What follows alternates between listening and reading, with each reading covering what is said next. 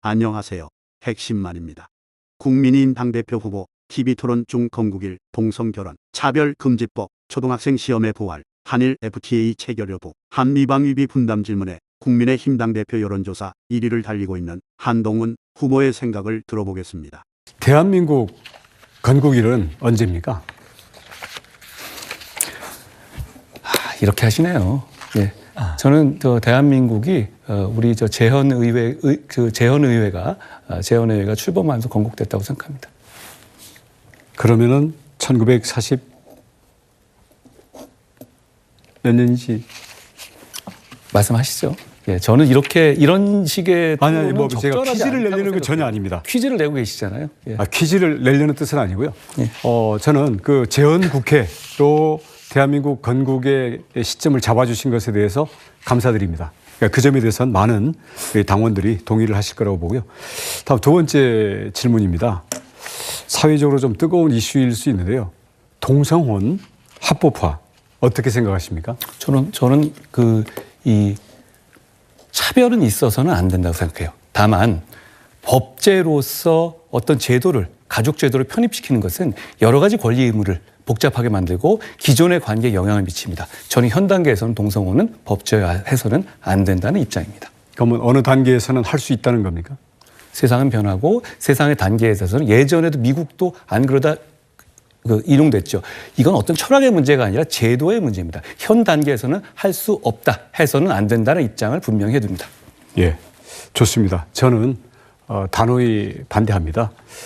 왜냐하면 그 동성혼이라는 것은 가족제도 이전에 저는 우리 인간의 질서의 문제라고 생각하기 때문에 그렇습니다. 자, 세 번째 질문 드리겠습니다. 자, 차별금지법 어떻게 생각하십니까? 차별금지법은 4개 정도가 나와 있거든요. 지금 차별금지법에 대해서 기본적으로 민주국가가 차별을 금지해야 된다는 것은 누구나 동의할 겁니다.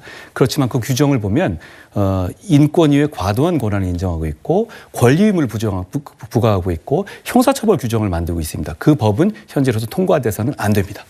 예, 그 차별금지법에 보면은 특히 예를 들어서 동성애에 대한 비판적인 발언을 하면 그게 바로 차별 행위로 간주되어서 금지되고 또 제재를 받는 그런 조항들이 되어 있는데요.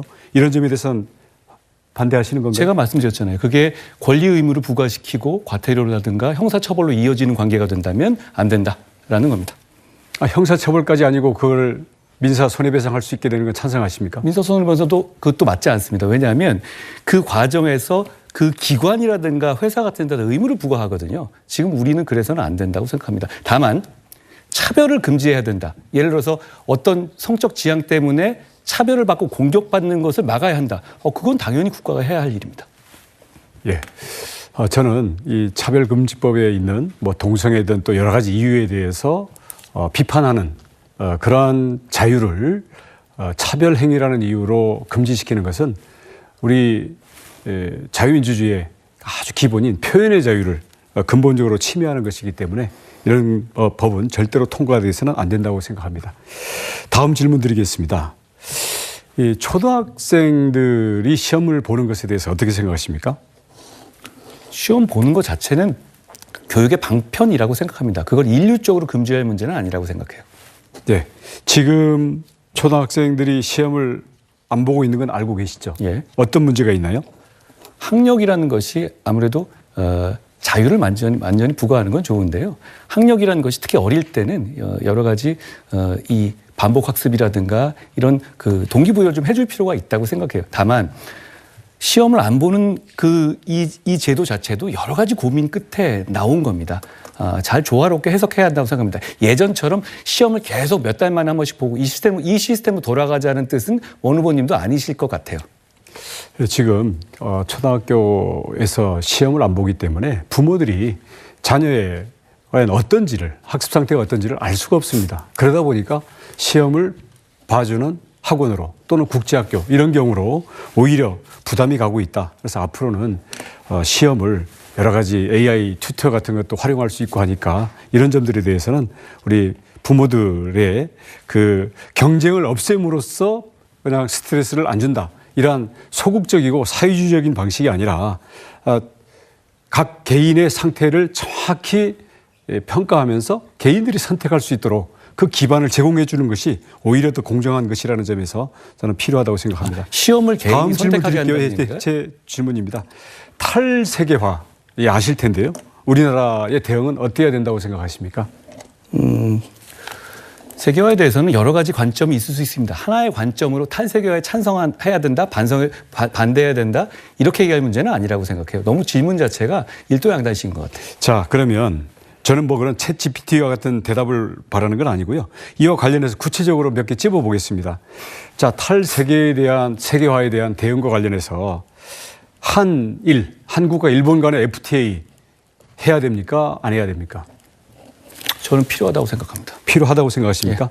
예, 왜 필요하죠? 반대하는 분도 많지만 기본적으로 한일 관계 그리고 블록화가 되고 있는 상황이잖아요. 한미일 관계의 공조는 대단히 중요한 의미를 가집니다.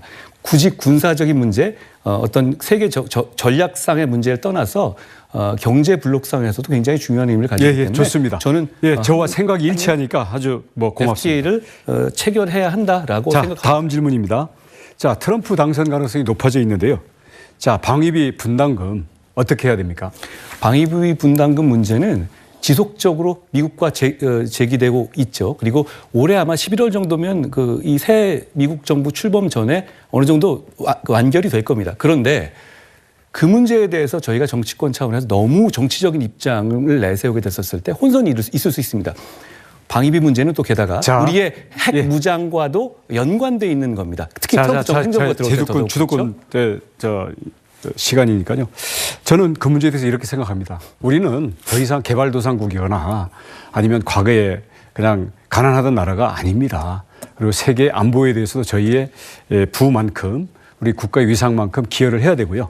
대신 이 방위비는 공공의 영역이기 때문에 거기에서 만약에 부담을 하게 된다면 민간 영역에서 기업이나 우리 국민들 특히 미래 세대들이 미국의 민간 영역에서 더 많은 것을 받아올 수 있는 이런 것을 풀어내는 식으로 대응을 해야 되지 그냥 단순히 방위 분담금을 줄이는 것만으로는 안 된다고 생각합니다. 아무튼 여러 가지 점에서 게다가 독일 같은 주로 트럼프 행정부는 독일이나 이런 유럽에 대해서 문제를 제기를 많이 하고 있죠. 지금까지 핵심만이었습니다.